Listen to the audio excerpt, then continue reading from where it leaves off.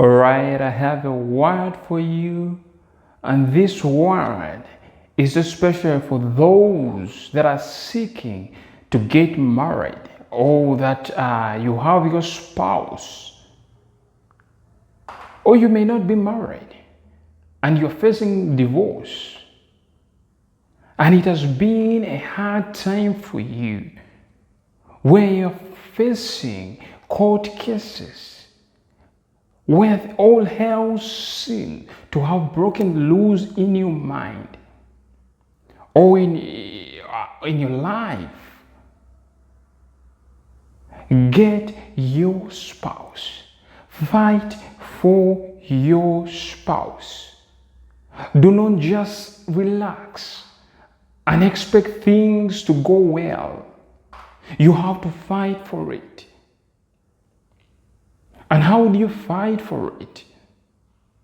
You fight for it in prayer.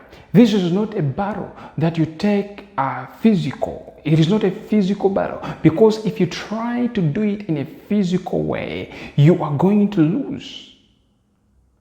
It has to be done in prayer. I'm reminded of a scripture of a lady by the name of Hannah. I always make reference to this lady because she was a woman of faith. Despite the fact that she was losing her marriage, she was barren. She was going through a lot of issues, marital issues that many people are going through right now. She fought for her marriage. Scripture talks about a time where she went in prayer. She would go to the temple and pray. And at times, as she was praying, it was as though she was drunk. It was as though she was out of her mind. But she was praying. This lady was serious. And a time came and she got that which she desired. Of course, she was praying for her womb to be open. And God did something amazing in her life. That her child happened to be a prophet. Not a mere prophet, but a prophet of nations. The scripture says that none of Samuel's words fell to the ground. This man anointed kings. He was very powerful. That was the power of prayer. She did not give up. The enemy has attacked your marriage. The enemy has tried to intimidate you. And it seems as though you are losing the case. It seems as though your spouse, your husband, your wife is uninterested. You have to fight for it. Scripture says, for the weapons of our warfare are not carnal, but the mighty through God to the pulling down of strongholds. There are some strongholds in your life that you need to pull down. There are strongholds that are obstructing your marriage. There are intruders that are trying to take over your marriage. You need to fight for it.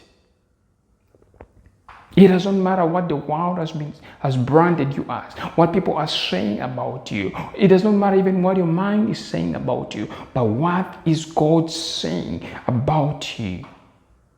Fight for your marriage. The enemy wants to destroy your marriage, but he will not. Now, when you look at the enemy, he tries as much as possible to bring down a family. He tries so hard to break down a family. That's why you find that in some families, the children are rebellious. The children do not obey their parents. They are not obedient. The husband comes back when he's drunk, or when he has a habit of smoking.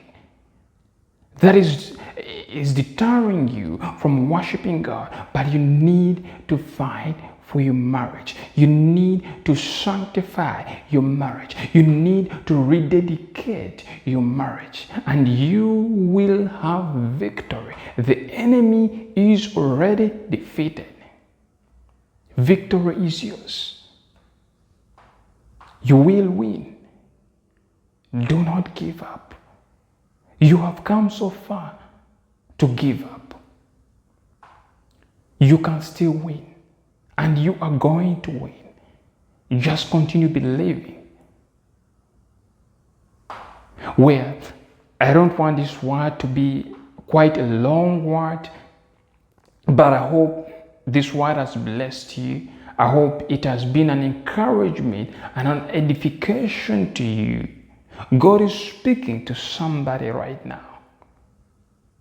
Do not give up. No matter what the report says, you can still get back your marriage. Be blessed, brothers and sisters.